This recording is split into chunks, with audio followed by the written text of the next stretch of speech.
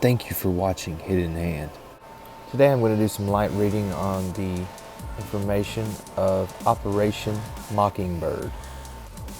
Operation Mockingbird is a large-scale program of the United States Central Intelligence Agency that began in the early 1950s and attempted to manipulate news media for propaganda purposes. It funded students and cultural organizations and magazines as front organizations. According to writer Deborah Davis, Operation Mockingbird recruited leading American journalists into a propaganda network and oversaw the operations of front groups. CIA support of front groups was exposed after a 1967 Ramparts magazine article reported that the National Student Association received funding from the CIA. In the 1970s, congressional investigations and reports also revealed agency connections with journalists and civic groups. None of these reports, however, mentioned by name an Operation Mockingbird coordinating or supporting these activities. A Project Mockingbird is mentioned in the CIA Family Jewels report, compiled in the mid-1970s, according to the declassified version of the report released in 2007. Project Mockingbird involved the wiretapping of two American journalists for several months in the early 1960s. Congressional investigations. After the Watergate scandal in 1972 through 74, the U.S. Congress became concerned over possible presidential abuse of the CIA. This concern reached its height when reporter Seymour Hersh published an expose of CIA domestic surveillance in 1975. Congress authorized a series of congressional investigations into agency activities from 1975 to 1976. A range wide of CIA operations were examined in these investigations, including CIA ties with journalists and numerous private voluntary organizations. The most extensive discussion of CIA relations with news media from these investigations is the Church's Committee final report. Published in April 1976, the report covered CIA ties with both foreign and domestic news media. For foreign news media, the report included that the CIA currently maintains a network of several hundred foreign individuals around the world who provide intelligence for the CIA and at times attempt to influence opinion through the use of covert propaganda. These individuals provide the CIA with direct access to a large number of newspapers and periodicals, scores of press services and news agencies, radio and television stations, commercial book publishers, and other foreign media outlets. For domestic media, the report says approximately 50 of the agency assets are individual American journalists or employees of U.S. media organizations.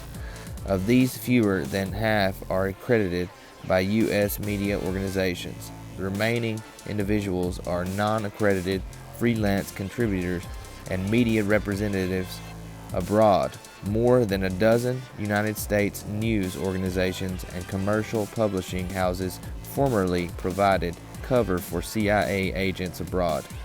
A few of these organizations were unaware and that they provided their cover.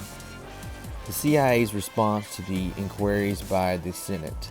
Prior to the release of the Church report, the CIA had already begun restricting its use of journalists. According to the report, former CIA Director William Colby informed the committee that in 1973 he had issued instructions that as a general policy, the agency will not make any clandestine use of staff employees of U.S. publications which have a substantial impact or influence on public opinion.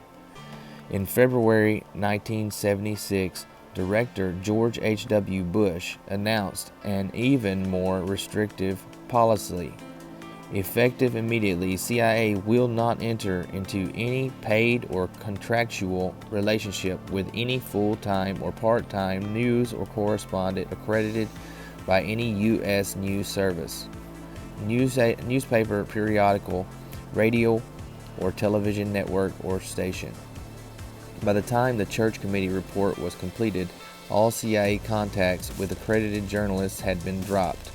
The committee noted, however, that accredited correspondent meant the ban was limited to individuals formally authorized by contract or issuance of press credentials to represent themselves as correspondents, and that non-contract workers who did not receive press credentials, such as stringers or freelancers, were not included.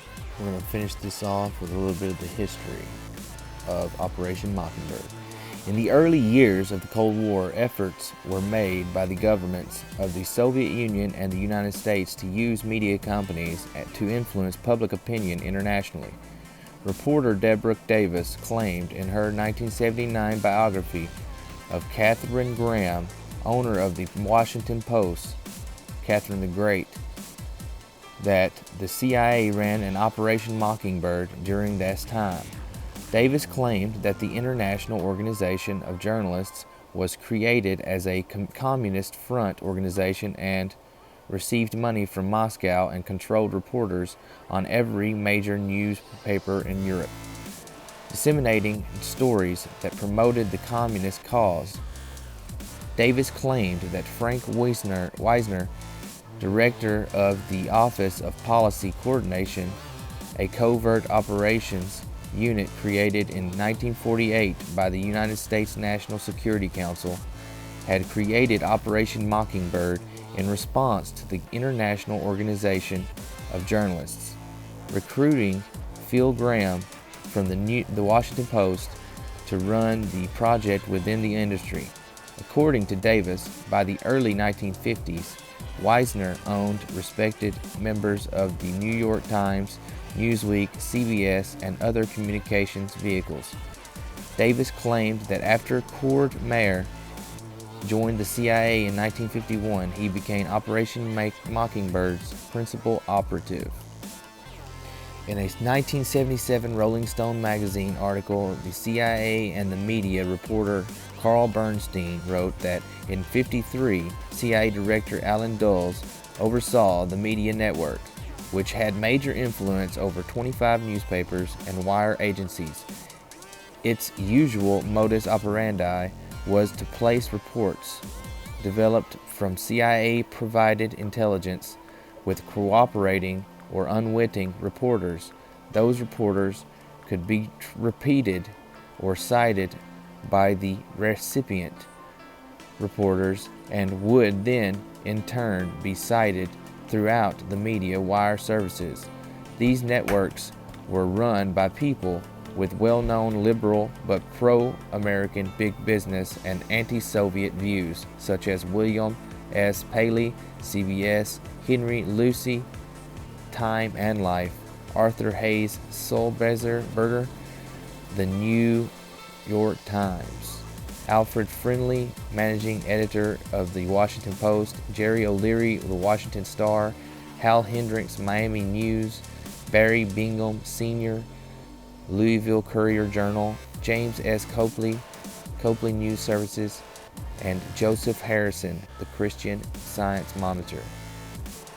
Alright, this is something I added. What do you all think is really going on? Let me know what you all might think in the comment section below. This has been a Hidden Hand production. Thank you for being here. Like and subscribe. One love, one vibration. If you ask me, it just sounds like more of counterintelligence program or COINTELPRO. Let me know what you think below. Thank you for watching.